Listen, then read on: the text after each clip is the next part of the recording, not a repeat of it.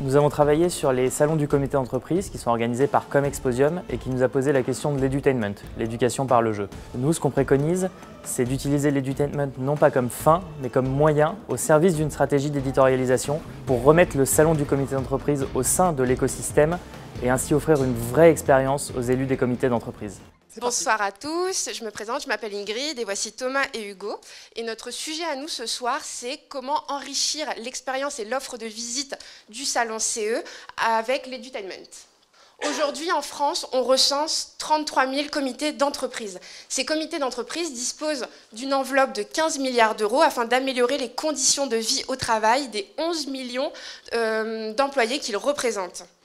Le salon CE a su profiter de la dynamique de ce marché en devenant un événement phare et leader en matière de mise en relation de ces comités d'entreprise avec des entreprises diverses qui proposent divers services aux employés.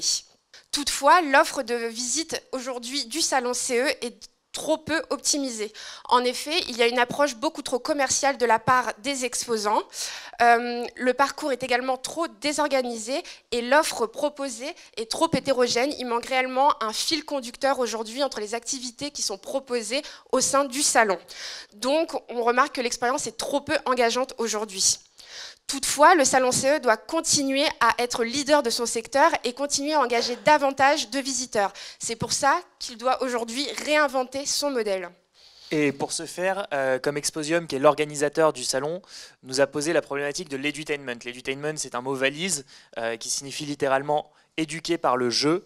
Pourquoi ? Parce que ça permet de garantir une certaine expérience au sein du salon, ce qui est importantissime dans le cadre de l'événementiel, et aussi parce que ça permet de mieux transmettre l'information. Quand vous jouez, vous êtes investi dans le processus d'apprentissage, et ça vous permet de mieux comprendre ce qu'on cherche à vous transmettre. Et pour ça, nous, l'edutainment, on a eu envie de s'en servir non pas comme fin, mais comme moyen pour aller plus loin dans l'expérience. Exactement, donc maintenant qu'on a vu ce qu'est l'edutainment, la question c'est vraiment de savoir ce que l'on en fait.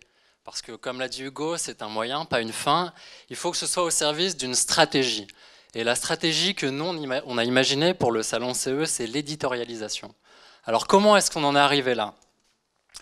Déjà, on s'est questionné sur la cible, parce qu'aujourd'hui, le salon CE, il va proposer des espaces qu'il va vendre à ses exposants pour qu'ils y installent leur stand. Et ensuite, les exposants vont vendre aux élus de CE qui, eux, ensuite, vont proposer les prestations à l'employé final. Le problème, c'est que le vrai bénéficiaire aujourd'hui du comité d'entreprise, c'est cet employé final.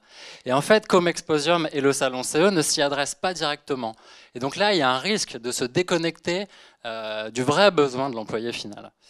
Si on arrive à s'adresser à cet employé final directement, eh bien, il y a de nombreux avantages.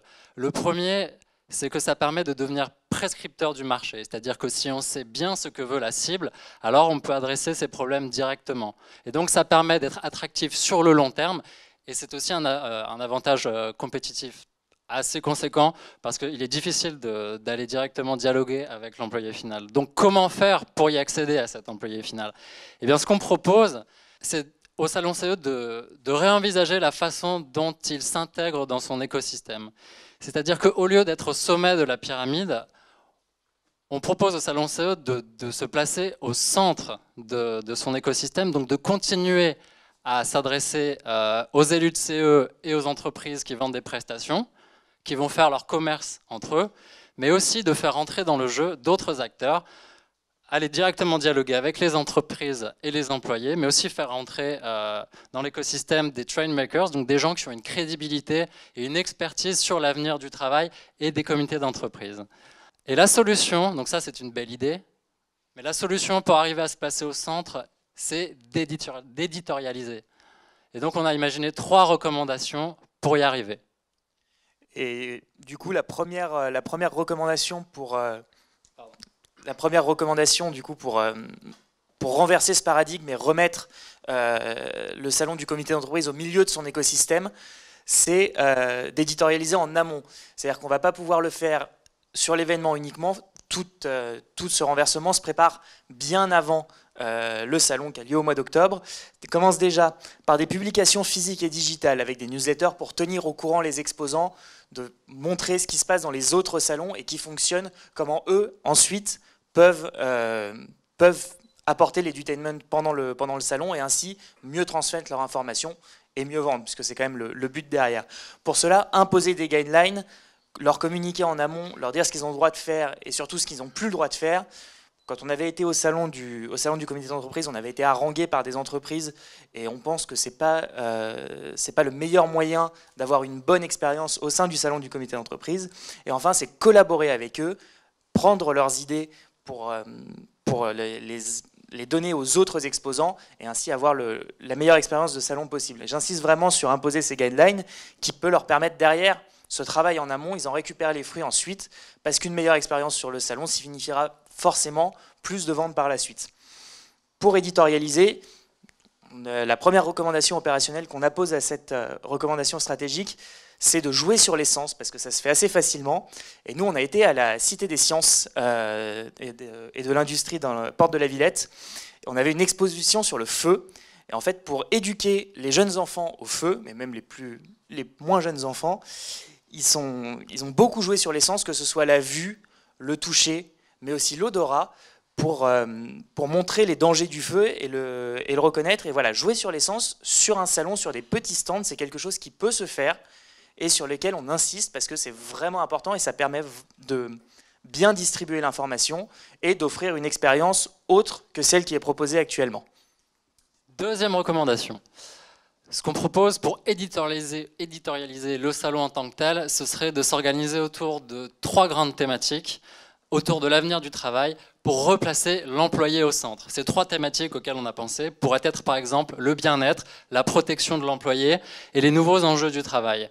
Ce qui permettrait d'organiser des conférences inspirantes, des education corners, là aussi où on pourrait se servir de l'edutainment, et créer des espaces où on pourrait encourager les rencontres. Concrètement, si on prend l'exemple du bien-être, ce qui pourrait être fait, c'est par exemple inviter 2 experts en ressources humaines, donc un expert en ressources humaines et un sophrologue par exemple, et leur faire animer pendant toute une journée l'Education Corner, les faire participer à une conférence, et qu'ils animent des ateliers pour se servir de l'edutainment, donc faire expérimenter par exemple la sophrologie si on reste sur le bien-être. 3e recommandation. Notre 3e recommandation, c'est vraiment externaliser finalement le lieu de l'événement. Donc on va oublier les centres d'exposition et on va essayer de trouver de nouveaux lieux qui s'adaptent réellement à l'expérience qu'on souhaite proposer, à l'expérience qu'on va du coup demander à ces exposants et à celle qu'on veut proposer aux visiteurs. Donc on a 3 pistes.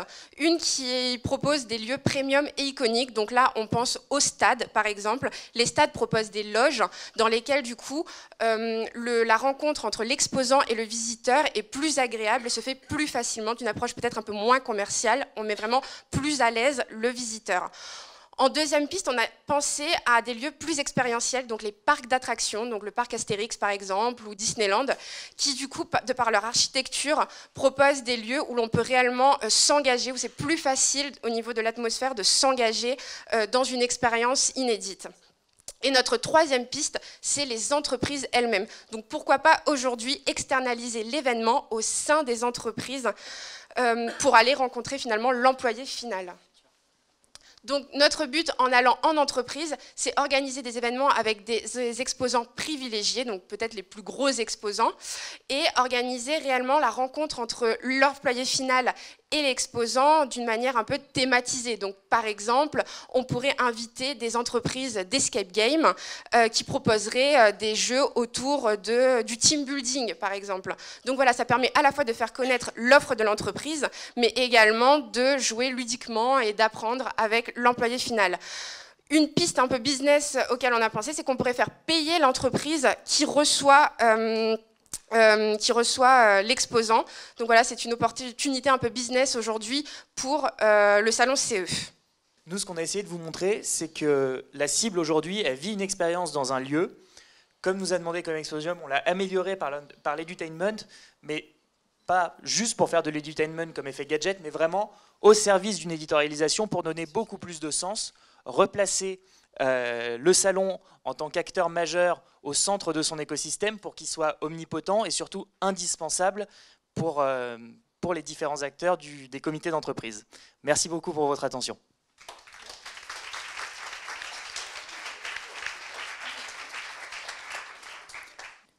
Pour les 3 thèmes que vous proposiez, dont notamment le bien-être, qu'est-ce que c'était que les 2 autres, s'il vous plaît, vous pouvez me le rappeler? C'était la protection de l'employé, les nouveaux enjeux du travail. Sachant que ces thèmes, c'est des exemples. D'accord, c'est pas quelque chose que vous avez travaillé avec une proposition complète que vous nous faites aujourd'hui? Non, on est ouvert là-dessus. Je ne pense pas qu'on soit assez qualifié pour vraiment pouvoir définir clairement quelles sont ces thématiques. C'est juste pour... L'idée qu'on voulait exprimer, c'est de dire on choisit des thématiques et on organise l'éditorialisation là-dessus. Après, nous, on est allé visiter des salons de comités d'entreprise. On a pas mal lu, on s'est beaucoup renseigné, on a discuté même avec les visiteurs. Et ce sont aussi des sujets qui sont ressortis. Donc, par exemple, en allant à la rencontre d'une petite entreprise de 50 personnes, le représentant du CE nous a expliqué qu'aujourd'hui, ce qu'il recherche aussi, c'est de nouvelles offres aussi pour finalement parler des nouvelles conditions de travail avec tout ce qui se passe en ce moment, les ordonnances Macron et tout ce qui peut finalement jouer pour les employés aujourd'hui et ses employés à lui notamment. Donc c'est pour ça qu'on parle vraiment de thématisation et de conférences thématisées autour de grands thèmes. C'est quoi les nouveaux enjeux du travail? C'est tout ce qui est bien-être de l'employé, la disponibilité par rapport à des thématiques qui lui tiennent à cœur, c'est l'équilibre entre la vie privée et la vie professionnelle. C'est toutes ces thématiques de bien-être et d'équilibre qui ressortent de plus en plus aujourd'hui par rapport à avant où c'était peut-être un peu plus carriériste. Et comment cette éditorialisation impacte les participants, donc exposants et visiteurs au salon? Le fait d'éditorialiser, est-ce que ça va changer la sélection des exposants? Et du coup, comment vous prévoyez en fait l'impact d'une éditorialisation? Alors déjà, ça va avoir un impact sur la disposition générale du salon, puisque l'objectif, ce serait de répartir les exposants en fonction du thème auquel ils répondraient le mieux. Déjà, il y a ça. Et ensuite, sur la sélection des exposants, en tout cas, ça aura certainement un impact dans ce qu'ils vont produire, parce que l'idée, ça va vraiment être de co-construire avec eux en amont les offres. Et ça aura aussi un impact après sur ceux qui seraient éventuellement sélectionnés pour aller dans les entreprises pour faire les mini-événements. Co-construire avec qui du coup? Avec les exposants ou les exposants, ouais. Donc là, dans la co-construction, on ne met pas les employés, les collaborateurs, qui sont censés être au cœur de cette démarche. Alors si, mais on va les atteindre différemment. Eux ne vont pas être impliqués directement avec chaque exposant pour produire l'offre, mais nous, le salon CE, on sera directement en contact avec eux, et ensuite on transmettra les messages. C'est cette idée d'être au centre et de faire circuler, mais tout passe par nous. Mais quelque part, l'information, elle est sur le salon de l'année N+1, l'information est remontée du salon de l'année N0, où justement donc, cette information circule d'une année sur l'autre pour améliorer. Ils ne co-construisent pas directement, mais leur feedback de l'année précédente est réutilisé pour améliorer l'expérience du salon suivant. Il y a combien d'exposants au salon CE? Une grosse centaine. Ouais, une grosse centaine. D'accord, parce que je pose la question tout simplement pour la co-construction avec tous les exposants. Beaucoup plus. C'est celle sur laquelle, du coup, celle de Paris, on va dire, par exemple 300. Donc, co-construire avec tous ces exposants, ça va demander beaucoup de débats. En tout cas, avec 300 personnes, c'est compliqué. Alors, 2 questions. La première, excusez-moi, vous avez parlé d'un guide, en fait, que c'est ça, de bonnes méthodes, de bonnes pratiques, voilà exactement le guideline. Un des exposants ne s'y tient pas. Il se passe quoi? Parce que vous lui proposez, mais vous ne pouvez pas l'imposer. L'exposant, il paye. Il a envie de continuer d'haranguer le passant. Il continue. Qu'est-ce qui se passe, du coup, s'il ne le suit pas, ce guide? Il paye plus cher. Non, mais c'est une question, parce que du coup, imposer une méthode implique que, du coup, il va falloir la vérifier, il faut un outil de contrôle. Étant donné que les guidelines sont incitatifs, faire payer directement, non, mais indirectement en changeant les modes d'attribution, en changeant les emplacements sur les années suivantes. Ça peut être une piste qui peut s'explorer. C'est récompenser du coup les bons élèves en les emmenant dans l'entreprise, comme ce que Ingrid et Thomas ont détaillé. Voilà, l'idée, c'est pas forcer, mais fortement inciter à suivre ces guidelines.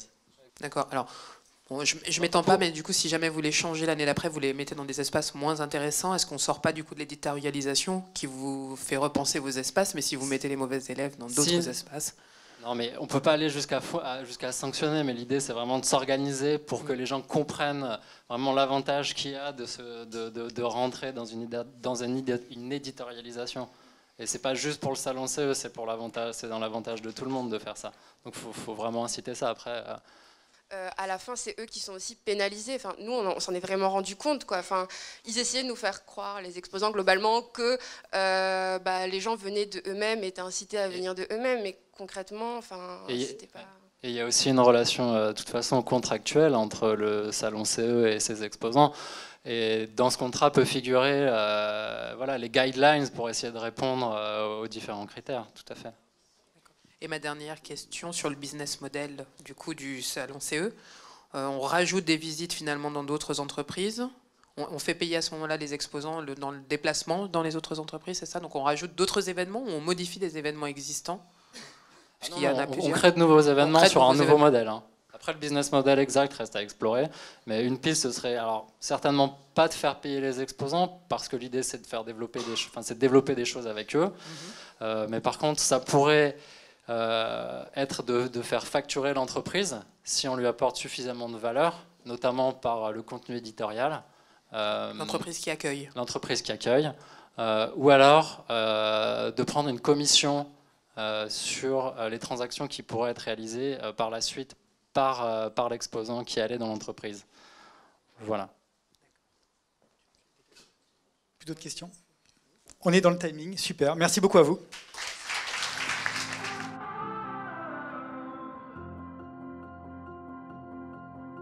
Premium